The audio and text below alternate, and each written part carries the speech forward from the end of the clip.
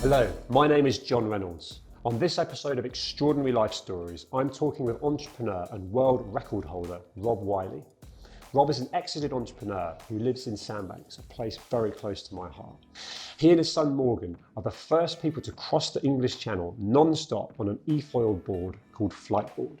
As world record holders, they completed the 23-mile journey on one battery life, crossing in 1 hour and 44 minutes. I want to know how Rob came to finding out about Flightboard and investing. Rob clearly loves a challenge, and with timing so important in life, what's next for Rob? I'm very much looking forward to talking to him.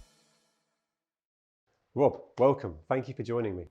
Thank you for inviting me. It's great to be here. Cool. Tell me, who is Rob Wylie? Who is Rob Wylie?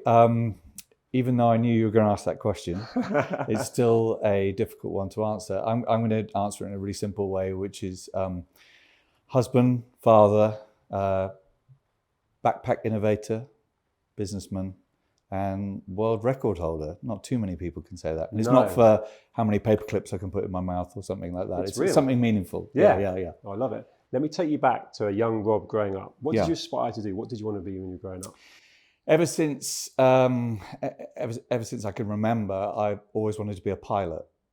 That's what I really kind of aimed towards. My dad was in the RAF, and I thought. I was going to ask you what the inspiration was. Yeah, and I thought that was my, and I loved planes, so I was absolutely obsessed by planes. But I actually didn't end up becoming a pilot because I failed or I got a D at maths at O level, so that stopped me from sort of progressing that any further. But in a way, that actually kind of did me a bit of a favour because I didn't end up going down that road. So, but that's what I wanted to be up until that age. It's interesting because that correlation of success and failure and the things that don't work out, it's not stopped you. In fact, it's not stopped you not only having an amazing life and being successful, but actually flying. But we're gonna come to that. Flying on water. Right. Yeah. So you've got your D. You're not going to be a pilot. Where did the trajectory go from there? Yeah, I didn't really know what I was going to do from that point onwards. I started doing an engineering course, and I wasn't really sort of that motivated to do that. And then I did what most people did, kind of at that age, going out and partying and that kind of thing. That was really my priority. And then eventually I decided I needed to sort of knuckle down and get a job and sort of concentrate on the future. And that's when I, in a way, I would say I stumbled into it, being in the outdoor industry. I was looking for a job. I was into outdoor sports, and then I came across this job that was assistant manager at an outdoor store in Guildford. And I thought, well, I don't really know a lot about retail, but I'll go along to the interview. Got along really well with the manager, and he hired me as the assistant manager. And then within 6 months, he was promoted to be the area manager, and we got on so well, and I'd done such a good job. He made me the manager of the store, and then I ended up being the manager of the biggest store in London, which was Black's. Probably a lot of people know that. So not far from here, actually. So just near Chancery Lane Tube Station. So that's how I first got into the outdoor industry. So you married. You obviously, you mentioned the manager liked you, got on, and so on. There's a people connection, and then the fact that you liked recreational sports, and you actually managed to, even though you didn't know what you wanted to do, you married the two together to send you on that path. Yeah. And I think that was a big part of my motivation in doing that. Is I was doing something that I really enjoyed, and it didn't really feel like work, even though I was working really hard. But it did. At the time, I didn't realize the sort of building blocks that it was giving me of the sort of business sense and building those foundations of what was to come, even though I didn't know what to come, what that was going to look like. No, I get that. And actually, so at that point, you're getting this experience, but you're ultimately employed.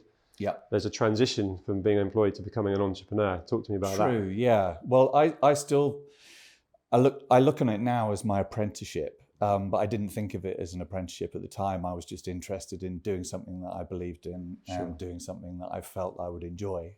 So after about 3 years in outdoor retail, I was offered a job to go and work for an outdoor brand. As a sales guy, and I thought that was a logical step because I'd learned really as much as I could learn about retail. After a period of time, I became aware of this small startup brand in San Francisco that was founded by a couple of outdoor industry veterans from the US, and I got involved with them, and I ended up working for them for 6 years, which was an amazing experience. And that's where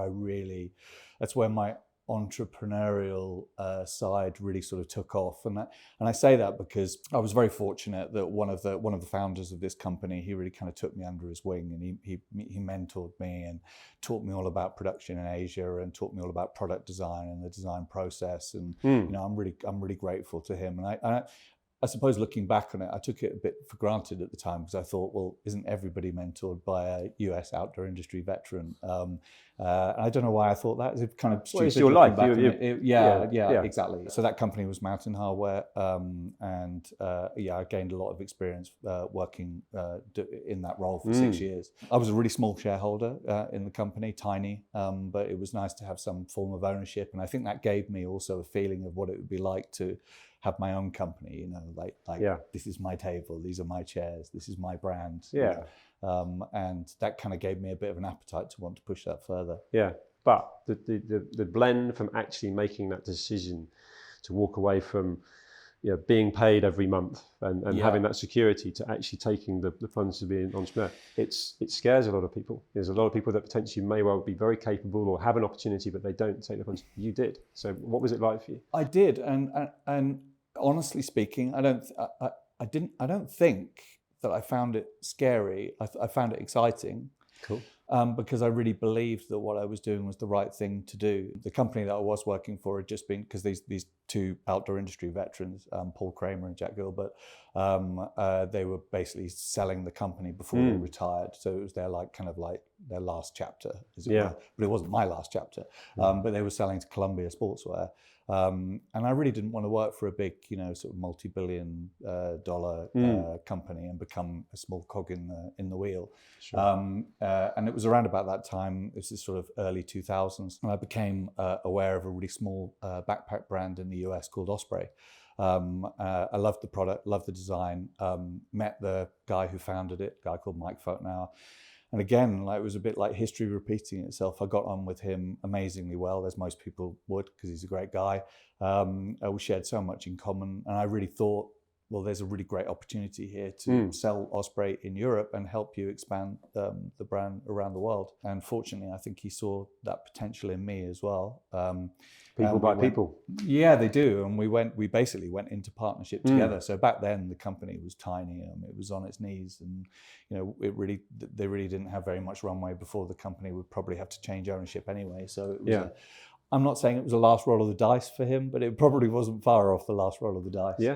But we managed to really turn that around and turn Osprey into something really, a global force in the backpack world. I mean, obviously not overnight. No. It took really sort of 15 years, but by the time I exited, we were turning over about $250 million globally. And Ralph Fiennes, didn't he go up Everest with one? He did. Yeah, he did. There's a story, right? So many people used our backpacks, and you see them obviously, walking around London. You see so many of them through airports and all that kind of thing. Did you get a bit of pride from that? Did you have that moment where it's just quietly, you wouldn't be wearing that if it wasn't for me? I still do. Yeah. I just came back from a week in Courchevel, and obviously you see a lot of people skiing with backpacks on there. Obviously I'm still interested in the backpack world, so I kind of take notice of that kind of thing. Of that revenue, that global revenue, Europe was a really meaningful slice of it, and that was predominantly my company, even though I was in partnership with the US guys, and I sold that in 2018. Yeah. Congratulations. Thank you. Because that whole exited entrepreneur side of things, I mean, how many people are striving to do that? Yes. How difficult is it? And that's probably my question to you, because there's so many people that they've started a business, and of course there's an emotional attachment to it at times, but ultimately, either you're looking to exit with a sale, or someone comes to you with an offer you can't refuse. Mm-hmm. How difficult was that for you? It was really difficult. I mean, I never started the company thinking, how fast can I grow this to sell it? When you're so emotionally invested in it, and you're so, it's your every day, it's what you're doing every day. It's your baby, right? Sure. You're not thinking, when can I get rid of this child? Yeah, absolutely. And when I was first approached to buy the company, my initial response was, crazy. Why would I want to do that? And I wasn't even thinking about the money. I was just thinking about, this just doesn't feel like the right time for me. I sort of thought about it a little bit, and obviously discussed it with my partner as in wife. And then after thinking of all the reasons why I shouldn't, we then started to discuss all the reasons why that might be a good time to do it. And obviously they were pushing me as well because they wanted to buy, so they were giving me all the reasons of, it's always good to finish at the top, and look at the great job you've done. Yeah. And, Do you think it helped in the negotiation? Almost like reverse psychology, where genuinely this guy doesn't want to sell. We're going to have to potentially pay more and to try harder to buy this company. I knew how keen they were to buy it because but at the same time, I didn't know how keen I was to sell it. But we managed to reach. I'm cutting a very long story short here, but over a 6 to 9 month period, negotiation, we managed to reach a conclusion on that. So. Came into a bunch of money, which was nice. Yep. Took some time out. I had to sign a 5-year non-compete, so I wouldn't do anything to do with backpacks at all. Okay. And I thought, why would I want to do that? Yeah, done that. Yeah, exactly. We'll get to that. We'll get to that. And did what most other people would do. Took some time off. We travelled around Asia. We bought a boat in Mallorca. We were living, without any sort of ties to business or home or work, and just sort of lived life sort of fancy free. And like I say, most people would aspire to do that, but it after getting some order into that world, and then obviously you come into a bunch of money, you can't just put it under your bed. You've got to do something with it. So that's quite a job to get all of that invested and securing our future for our family. That was, I didn't realize at the time, but that was basically turned into my job. It's Absolutely. like sort of, is what do we do with this now? What now? And then once you get all that squared away, and once all that's working, all of a sudden I suddenly realized there was a big void. So you ultimately had no purpose, because the purpose previously was getting that company set up. Yeah. It was then negotiating over the 6-9 months to get the best deal, and then you had the purpose for family. It sounds like you would have had some amazing life experiences. Yeah, really good. But did you have that experience then where you were like, oh my God, I need to be doing something? I did, but that is something that a lot of people had told me. Oh, you're going to get bored, and I was like, oh no way! I will always find, whether I go, even if I go surfing every day, I'm not going to get bored. No. But I think it's that lack of belonging, like that lack of you're not having to. People aren't having to come to you and ask you your opinion on things. Yeah. You don't have to show anyone any leadership other than within your family. Yeah. What restaurant we go to today? That's not really leadership. Yeah. I think it did leave a bit of a hole, and I was 49 at the time, so obviously I was fairly young, I would say, to retire. And I was very fortunate that this sounds like a real first world problem. Don't worry, I'm not going to start crying. But I was very fortunate. We were on our boat in Mallorca, and this would have been in summer 2019, so before COVID. And then I saw this guy come whizzing past on this flying surfboard, whizzing across the water. I'd never seen one before, didn't even know what it was. And he silently came past, and I just thought, I don't know what that is, but I have to have one. That's everything that I love. I'd love to be the fly on the wall, your face. But that, crazy. Did you dive in? Did you jump on a jet ski and chase him down? Yeah, I think I'd just come, something on the boat stopped working. I'd just come out of the engine room as well, and it was all hot and sweaty down there. And then I sort of put my head above the side of the boat to be confronted with this sight. I mean, it was mind blowing, and everything that excites me all in one thing. So I did a quick Google, found out it was a flight board, ordered a flight board. Unfortunately, they'd only just launched, so it took about 8 or 9 months for mine to get delivered. And so I became a customer first and foremost. Loved it. It was everything I hoped it would be and more. Eventually, I think I was being kind of like the annoying guy from the UK, so they were like, "Oh, we should put you on to David, our founder, because lots of questions." Yeah, I think he's the best person and to feedback. Answer this. It's really weird how that all worked, because David, similar age to me, similar love of the water, very entrepreneurial guy as well, and we super hit it off straight away. And I said to David, "Look, I really believe in this product. It's a beautiful product that you've made. I really believe in the company, and I really believe where this sport can go. So if there is ever an opportunity to invest, then let me know." And it just so happened they were actually in a round of funding. You make your own open, timing. Yeah, not open funding, but it was within the current base of Yeah. shareholders, which are like the guy who founded Xero, for example, the accountancy software is one of the shareholders. So they didn't really need to go elsewhere for money. They had plenty of that available. And they brought me in, or David brought me in as the one new shareholder to join this group, which was. But your passion and enthusiasm and value add in that sense of exited entrepreneur probably rubbed off on David massively, right? I think it did, yeah, and certainly his passion and value add rubbed off on me as well. And I'm forever indebted to him because he without even realizing it, he gave me that bridge. Yes. That bridge from Osprey into my new world. Yeah. He provided me that, and I'm like I say, I'm really forever indebted to him because he basically, with Flightboard and with all the work that I did with him and the sort of it gave me that itch that I could scratch again. And also do something that I really believed in, not just on a business level, but also product level as well, marketing and just sort of brand elevation level.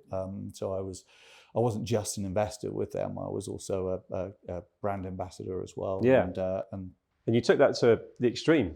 You're a world record holder. Yes. Because in terms of brand ambassador, and probably someone that loves a challenge. Yeah. You crossed the channel on a flightboard on one battery? On one battery, yeah. So it was about with your son, I should add.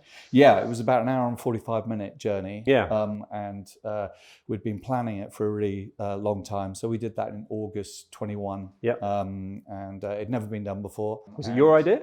Yes, yeah. That doesn't surprise me. Well, we started doing some rides and seeing how long we could get a battery to last if we sort of had optimum conditions. And then started to think, hang on a minute. The English Channel is about the same distance as this, and how could we do it? And it was a really difficult. It was a physical challenge, but it was also a really difficult logistical challenge as well. And coordinating with France and stuff, and ships, everything, the weather, tides obviously as well. Yeah. There's an absolutely ferocious tide in the English Channel that a lot of people don't realise. Yeah. I mean, it's like a 9-metre difference peak to bottom, so you can't get across the channel. That's why if you look on a map of the swimmers, I mean, hats off to anyone who's swum the English Channel, because that's a long way. Yeah. If you look on a map of the swimmers, they're swimming like this. They don't swim in a straight line because the tide is pushing fighting in and against out. it. Yeah, so we had to take that into account as well. Yeah. We got buzzed by a UK Border Force drone. It was quite exciting. We got a French helicopter followed us. French coastal helicopter followed us for a while as well. But it was amazing to do that crossing. I don't think anybody's done it since, or certainly nobody's. No one's unhinged enough to do it. Well, maybe, but I think the battery gets. I think also politically that stretch of water now is such a political. Might be quite a nice safe record actually in context. I think it probably will be for a while. But an interesting point about that is that when we crossed the English Channel by e-foil, 112 years prior to that, Louis Blériot first flew across the English Channel in an aeroplane. So did you have that in your mind at all, or did you find out afterwards? Only afterwards. Only afterwards I checked out when the first flight over the English Channel was. And when you think about it, 112 years, it's not that long. No, it's not. No. But innovation, crazy. I think he crashed at the other end as well. So whereas did you crash on the beach? You elegantly stepped off. Yeah. I think I was whooping in the water like. No, it's an awesome achievement. Like Sly Stallone, and everybody looking at me like I was just escaped from a mental hospital. But I was very pleased to feel that gravel under my feet. Yeah, it's awesome. Yeah. And so, from a flightboard point of view, you're actually an exited entrepreneur again. You've done it again. Yes, because I'm as I explained earlier, I invested in Flightboard, and then Flightboard was sold in September last year, so September 23 to a company called Brunswick, who a US Nasdaq company. Congratulations! Thank you. Yeah, so they own Mercury, Simrad, lots of marine brands. So Flightboard just really logically fits into their kind of portfolio of brands and where they see the future of sort of water sports. Yeah, no, honestly, well done. In context of Rob yourself, and how you keep physically fit and mentally fit. Clearly, the love of water sports and the fact that I can tell you are physically fit. So there's obviously things that you do. I'd love to know if you've got a kind of morning routine and what you try and do, and then how you keep mentally fit. Because I can tell you're laser focused. You know, there's a positive mindset about you. Do you work with that? Do you read? Do you listen to podcasts? Do you sort of follow that growth mindset as well as keeping physically fit? Yeah, I think that obviously, as you know, I have a great love of the water, so I think that Yeah. that keeps me physically fit. I also box twice a week as well. Yeah, and I love that because it's not just a physical thing; it's very physical, but it also you have to be mentally agile as well as Yeah. physically agile, and I think that's one of the things I really like about boxing, and also the competitiveness of it as well. But I'm not a big podcast listen type person. And I'm not really sure why, because I like hearing about business stories and like hearing about people's journeys and that Yeah. kind of thing. I don't really know. Maybe I don't have the time to do it, or just. I think when you said about the focused, if I'm doing something, like if I'm working or something like that, And then I even find having music on in the background is distracting. You know, I prefer to be more sort of laser focused on what I'm doing. And what about that kind of, I mentioned that sort of morning routine. Some people swear by being successful in business. You know, I'm up at the 5 o'clock in the morning. And I'm definitely not that. Are you not? That's No, good to know. no. I think it's good for anyone watching, listening today, because it does seem that that's constantly, if you want to be successful and so on, that's what you've got to do. And actually, there's a question for you. I have a friend who does that. He gets up and runs. I've got friends 70 miles every morning. Yeah, I get that, and it works for them. Yeah. But I like the fact that you do the things that work for you, but you don't have to be up at crazy o'clock. Yeah. And so on. But you've achieved success. Yeah. Sitting here now, what is your definition of success? I think my definition of success would be when you've achieved something that you set out to achieve. I think then you could say you were successful in that, whatever that might be. Yeah. But I also think as well, the true success or the true meaning of success is what you learn along the way. So appreciate the journey. Definitely. And that's my kind of like I didn't come up with this. I think I stole it from somebody else, but the journey is the reward. So that's my sort of mantra that I like to live by. Because I think sometimes, especially in the modern world, you know, you can be very focused on the, you know, getting to a point where I can say, I've done this now. Yes. Now what's next? Yes. You know, not actually appreciating everything that you've get done that. And learned along the way. Yeah, and a lot of people don't live in that present moment, do they? They're all about the goal. And I'm terrible for that. So I really have to sort of stop myself. But you've learned that through maturity, perspective, and your own experiences. And actually flipping that to, you were really complimentary about the fact that you had a mentor. Yeah. And the experiences that you've now had. Do you find yourself looking to almost help and mentor other entrepreneurs, you know, potentially even investing in businesses that take your interest, and that nurturing, mentoring side of things, giving back? Yes, yeah. I thought you might. In fact, that's you know, a big thing that I'm a big new journey in a way, and it's kind of strange how things have worked out. Is that sort of for everything to come full circle, is that obviously since the Flightboard sale, I was then thinking, well, what now? You know, what's going to fill that void? And my 5-year non-compete had run out of not being able to go into anything backpack related. And then a UK-based brand who are based in London actually, called Stubble & Co. that came onto my radar as like a really cool brand. They've got a really cool product. And you know, they obviously seem to be growing. And I reached out to them, got on, I mean, it's almost like sort of history repeating itself, got on really well with the two founders, husband and wife team. There's a pattern. And after some discussions back and forth, eventually they asked me to be their chairman. So that's a sort of new journey that I'm going on, helping, which is something I've done before, which is helping build a global successfully improving as well backpack brand. And I do think, I hate to use the word mentoring because it almost seems like I'm looking down on them, which I'm definitely not. But I think that they can definitely benefit from a lot of the experiences that I've had. And I think also as well, when you're mentoring somebody or you're investing in a company, or it goes for any partnership really, the person that you're talking to has to want to hear your message, right? You know, I think if you go into it with your ears are open, their ears are open, you know, and you have a clear and easy dialogue like you and I do, then you know, there's a lot of benefit that can come from that. Yeah, no, you've articulated that really well. And actually, in context of being an entrepreneur that's exited, enjoying that kind of sense of purpose you've now got with the next venture, what advice would you give to an aspiring entrepreneur now in the climate we've got, where there's, you know, just officially entered into a recession in the UK and so on, you know, with that perspective you've got, Yeah. What advice would you give to someone that's looking to set out on that entrepreneurial journey? I would say find something obviously that you feel that you're really good at, and something you can make a difference in. I would say successful people, in my opinion, they always obsess the details, and really make sure that everything works as efficiently and smoothly as it can. So with a focus on systems and processes, that kind of thing. If you set systems and processes up, then you can. That's all the kind of the sort of cogs, if you like, in the engine. And then the creativity is the sort of flair that you can put around it. And I think if systems and processes work really well, then you've got headspace for creativity. And you should never let creativity run systems and processes. Also, I think if you're fortunate enough, like I was, to find something that you really enjoy doing, it's great advice. then then I know it's a bit of a cliche that then you're not working a day. You can't hear it enough. I think there's lots of times where I've thought like, geez, why am I doing this? But then it's your determination in what you're doing and your belief in what you're doing that gets you through it. I don't think just enjoying it is enough, because obviously in any journey there's ups and downs. You got to be ready to battle through that. Yeah, exactly.